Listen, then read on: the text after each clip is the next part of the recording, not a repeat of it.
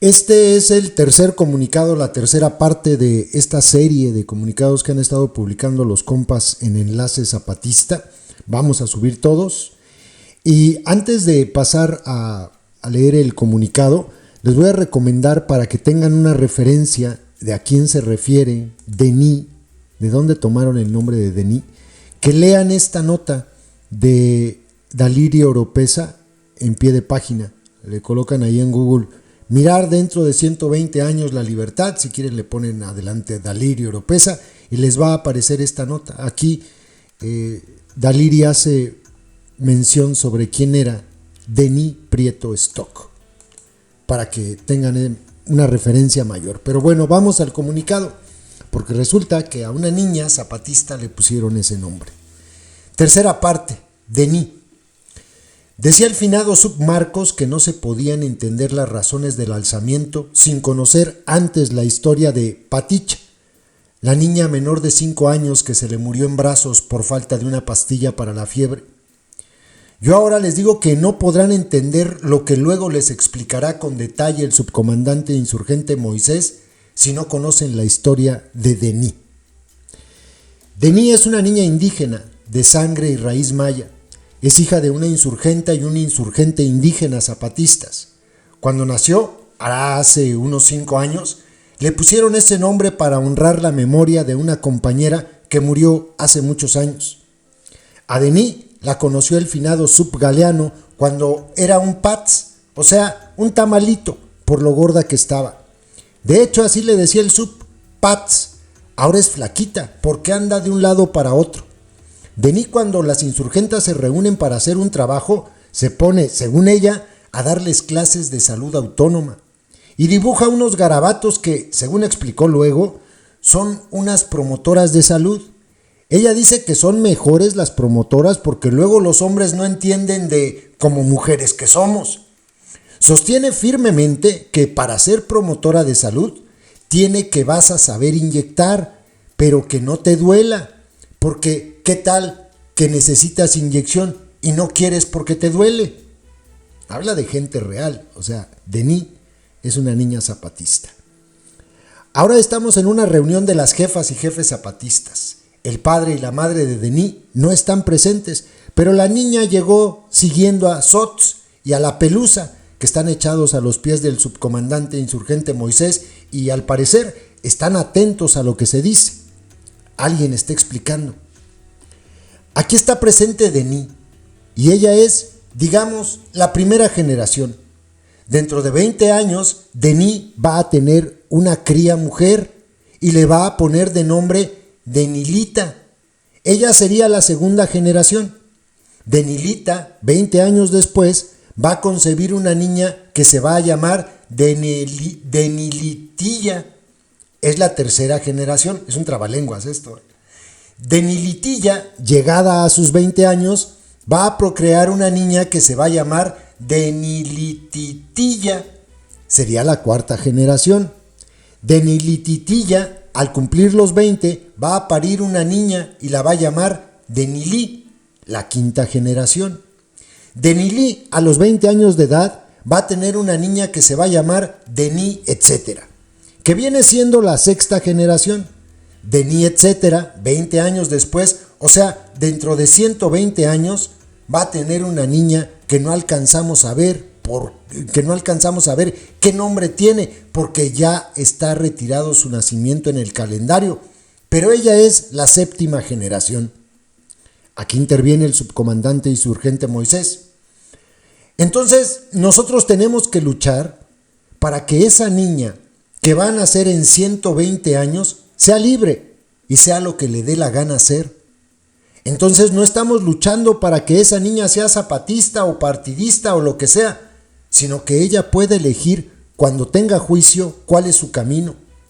Y no solo que pueda decidir libremente, también y sobre todo que se haga responsable de esa decisión. Es decir, que tome en cuenta que todas las decisiones, lo que hacemos y lo que dejamos de hacer, tiene consecuencias.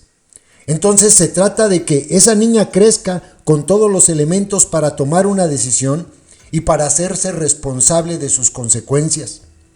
O sea, que no le eche la culpa al sistema, a los malos gobiernos, a sus papás y mamás, a sus familiares, a los hombres, a su pareja, sea hombre o mujer o lo que sea, a la escuela, a sus amistades, porque eso es la libertad.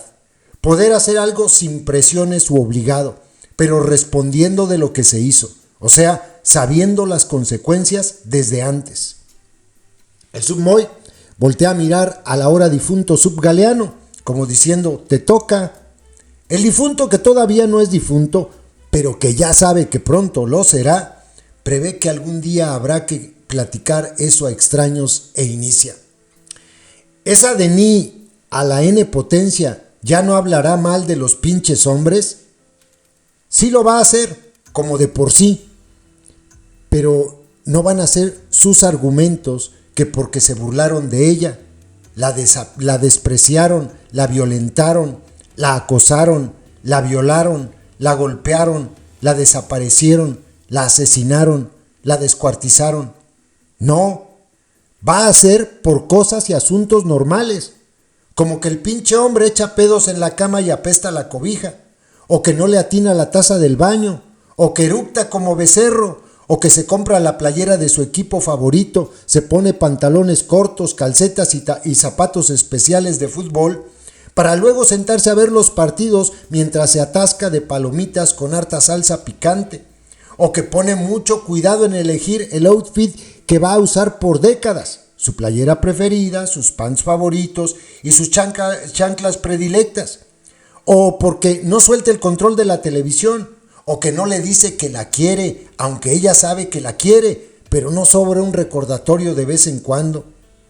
Entre quienes escuchan, las mujeres mueven afirmativamente la cabeza como diciendo de por sí, y los varones sonríen con nerviosismo. El submoy sabe que es su maña del subgaleano y que ahora va a pasar en lo que se llama solidaridad de género, a mal hablar de las mujeres. Así que interrumpe justo cuando el ahora afinado estaba diciendo, pero es que las mujeres... Bueno, dice el submoy, ahora estamos hablando de una niña que va a nacer dentro de 120 años y nos vamos a concentrar en eso. El que intuye que será afinado se sienta, lamentando no haber podido exponer su brillante tesis contra las mujeres. El submoy continúa. Entonces, tenemos que pensar en esa niña, ver lejos pues, y mirando eso que parece muy lejano, hay que ver qué tenemos que hacer para que esa niña sea libre. Y esto es importante porque ya tenemos encima la tormenta, la misma de la que advertimos hace casi 10 años. Lo primero que vemos es que la destrucción viene más rápido. Lo que pensamos que pasaría dentro de 10 años ya está aquí. Ustedes lo han explicado ya aquí. Nos han contado lo que ven en sus zonas Celtal, Tzotzil, Chol, Tojolabal, Mame, Zoque, Quiché. Saben ya lo que está pasando con la madre tierra porque viven y trabajan en ella. Saben que está cambiando el tiempo, el clima, como dicen los ciudadanos, que llueve cuando no toca, que está la seca cuando no toca. Y sí, saben que las siembras ya no se pueden decidir como nuestros anteriores porque el calendario viene chueco, cambiando pues. Pero no solo, también vemos que los comportamientos de los animales cambiaron. Aparecen en zonas que no es su costumbre y en temporadas que no les toca. Aquí y en las geografías de pueblos hermanos aumentan los que llaman desastres naturales, pero que son consecuencia de lo que se hace y deja de hacer el sistema dominante, o sea, el capitalismo. Hay lluvias como de por sí, pero ahora son más fieras y en lugares y temporadas que no son las de antes. Hay sequías muy terribles. Y ahora pasa que en una misma geografía, por ejemplo aquí en México, en un lado hay inundaciones y en otro hay sequía y se quedan sin agua. Hay fuertes vientos que es como si el viento se pusiera bravo y dijera ya basta y quiere tumbar todo. Hay temblores, volcanes, plagas como nunca antes. Como si la madre tierra dijera hasta aquí no más, que ya no. Como si la humanidad fuera una enfermedad, un virus que hay que sacar afuera vomitando destrucción. Pero además de que se ve que la madre tierra está como inconformada, como protestando, Pues está lo más peor, el monstruo, la hidra, el capitalismo, que está como loco robando y destruyendo. Ahora quiere robarse lo que antes no le importaba y sigue destruyendo lo poco que queda. El capitalismo ahora produce la miseria y a quienes huyen de ella, los migrantes. La pandemia de COVID, que todavía sigue, mostró la incapacidad de todo un sistema para dar una explicación real y para tomar las medidas necesarias. Mientras morían millones, unos pocos se hicieron más ricos. Ya se asoman otras pandemias y la ciencia cede en el paso a las pseudociencias y las charlatanerías convertidas en proyectos políticos de gobierno. Vemos también lo que llamamos el crimen desorganizado, que son los mismos malos gobiernos de todos los partidos políticos que se esconden y se pelean por el dinero. Este crimen desorganizado es el principal traficante de drogas y personas, el que se queda con la mayor parte de los apoyos federales, el que secuestra, asesina, desaparece, el que hace negocio con la ayuda humanitaria, el que extorsiona, amenaza y cobra derecho de piso con impuestos que son para que un candidato o candidata digan que ahora sí van a cambiar las cosas, que ahora sí se van a portar bien. Vemos a pueblos originarios hermanos que, cansados de desprecios, burlas y mentiras, se arman para defenderse o para atacar a los cachalanes. Y los ciudadanos espantándose, siendo que ellos mismos con su modo de mierda alimentaron ese odio que ahora sufren y que ya no tiene control, como en la soberbia Jovel cosechan lo que sembraron. Y también vemos con tristeza que pelean mismo entre indígenas de mismas sangres y lengua. Pelean entre sí por tener los miserables apoyos de los malos gobiernos o por quitarse lo poco que tienen o que llega. En lugar de defender la tierra, pelean por limosnas. Todo esto se los avisamos a los ciudadanos y a los originarios hermanos hace casi 10 años. Habrá quien hizo caso y hay muchos que ni en cuenta. Como que vieron y ven todavía como que todo ese horror les queda muy lejos en tiempo y en distancia. Como que solo ven lo que tienen enfrente, no ven más lejos, o ven, pero no les importa. Como ya sabemos, en todos estos últimos años, nos hemos estado preparando para esta oscuridad. 10 años llevamos preparándonos para estos días de dolor y de pena para quienes somos todos los colores que somos de la tierra. 10 años revisando autocríticamente lo que hacemos y lo que no hacemos, lo que decimos y callamos, lo que pensamos y miramos. Nos hemos preparado a pesar de traiciones, calumnias, mentiras, paramilitares, cercos informativos, desprecios, rencores y ataques de quienes nos reprochan no obedecerlos. En silencio lo hicimos, sin bullas, tranquilos y serenos porque miramos lejos, como de por sí nos enseñaron nuestros anteriores. Y allá afuera gritándonos que miremos aquí nomás, solo un calendario y una geografía, muy pequeñito lo que nos quieren hacer mirar, pero como zapatistas que somos, nuestro mirar es del tamaño de nuestro corazón y nuestro caminar no es de un día, un año, un sexenio. Nuestro paso es largo y deja huella, aunque no se mire ahorita o ignoren y desprecien nuestro camino. La sabemos bien que no ha sido fácil y ahora está más peor todo. Y como quiera debemos mirar a esa niña dentro de 120 años. O sea que tenemos que luchar por alguien que no vamos a conocer, ni nosotros, ni sus hijos, ni los hijos de sus hijos y así. Y tenemos que hacerlo, porque es nuestro deber como zapatistas que somos. Vienen muchas desgracias, guerras, inundaciones, sequías, enfermedades y en medio del colapso tenemos que mirar lejos. Si los migrantes ahora son miles, pronto serán decenas de miles, después cientos de miles. Vienen peleas y muerte entre hermanos, entre padres e hijos, entre vecinos, entre razas, entre religiones, entre nacionalidades. Arderán las grandes construcciones y nadie sabrá decir por qué, o quién, o para qué. Aunque parece que ya no, pero sí se va a poner peor. Pero así como cuando trabajamos la tierra desde antes de la siembra, vemos la tortilla, los tamales, el pozole en nuestras casas, así tenemos que ver ahora a esa niña. Si no morimos a esa niña, si no miramos a esa niña que ya está con su mamá, pero dentro de 120 años, entonces no vamos a entender lo que estamos haciendo. No lo vamos a poder explicar a nuestros mismos compañeros y mucho menos lo van a entender los pueblos, organizaciones y personas hermanas de otras geografías.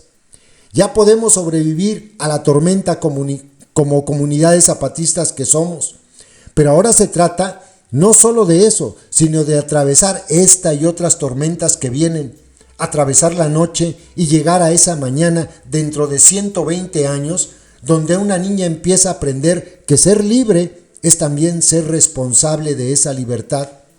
Para eso, mirando esa niña allá a lo lejos, vamos a hacer los cambios y ajustes que hemos estado discutiendo y acordando en común en estos años y que ya consultamos con todos los pueblos zapatistas.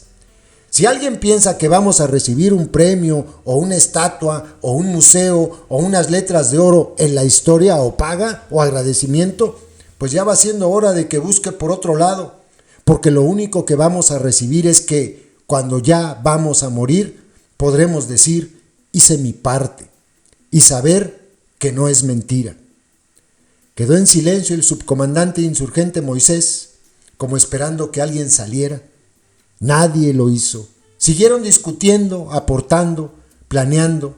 Llegó la hora de la comida y llegaron a preguntar que cuándo van a parar para descansar. El subcomandante insurgente Moisés respondió, al rato, dentro de 120 años. Voy a hacer una pausa. Listo, es que se seca la garganta. Les voy a ser sincero como de por sí. Yo, el capitán, puedo soñar con ese momento en que una niña nace sin miedo, que es libre y que se hace responsable de lo que hace y de lo que no hace. Puedo también imaginarlo. Incluso podría escribir un cuento o una historia de eso, pero estas mujeres y hombres que tengo enfrente y a un lado, indígenas, zapatistas, todos de raíz maya, mis jefes y mis jefas, no sueñan ni imaginan a esa niña. Ellos y ellas la ven, la miran y saben lo que tienen que hacer para que esa niña nazca, camine, juegue, aprenda y crezca en otro mundo dentro de 120 años. Como cuando miran la montaña, hay en su mirada algo como si miraran más allá en el tiempo y en el espacio. Miran la tortilla, los tamales y el pozole en la mesa y saben que no es para ellos, sino para una niña que ni siquiera está en la intención de quienes serán sus padres porque no han nacido. Ni ellos, ni los padres de ellos, ni sus abuelos, ni sus bisabuelos, ni sus tatarabuelos y así hasta 7 generaciones. 7 generaciones que empiezan a contar desde esta Denis, la Denis primera generación. A fe mía que lo vamos a lograr, solo que vamos a tardar un poco de tiempo, pero no mucho tiempo, apenas poco más de un siglo. Desde las montañas del sureste mexicano, el capitán insurgente Marcos, México, noviembre del 2023. Postdata. Cada bomba que cae en Gaza cae también en las capitales y las principales ciudades del mundo, solo que todavía no se han dado cuenta. De los escombros nacerá el horror de la guerra de mañana. Postdata, varias guerras antes. La víspera hace casi 120 años. ¿No sería mejor declarar la guerra francamente? Es un pedacito de una cita de un libro. El profesor contestó con sencillez. Nuestro gobierno quiere, sin duda, que sean los otros los que la declaren. El papel del agredido es siempre el más grato y justifica todas las resoluciones ulteriores, por extremadas que parezcan. Allá tenemos gentes que viven bien y no desean la guerra. Es conveniente hacerles creer que son los enemigos los que nos la imponen, para que sientan la necesidad de defenderse. Solo los espíritus superiores llegan a la convicción de que los grandes adelantos únicamente se realizan con la espada y que la guerra, como decía nuestro gran Treitschke, es la más alta forma del progreso. Del libro Los cuatro jinetes del Apocalipsis, de Vicente Blasco Ibáñez. España, 1867-1928. Lean este párrafo, la respuesta del profesor. Vean cómo queda como anillo al dedo a lo que está pasando en Israel y en Gaza, donde dice, es conveniente hacerles creer que son los enemigos los que nos la imponen, para que sientan la necesidad de defenderse. Los israelíes hoy quieren y claman por defenderse, porque les han hecho creer que son los enemigos, o sea, la gente de Palestina, la que les impuso esa guerra, cuando son en realidad ellos los que han provocado lo que está pasando. El papel de agredido es siempre el más grato y justifica todas las resoluciones ulteriores, por extremadas que parezcan. Qué interesantísimo. Bueno, este es el tercer comunicado. Saludos, compas.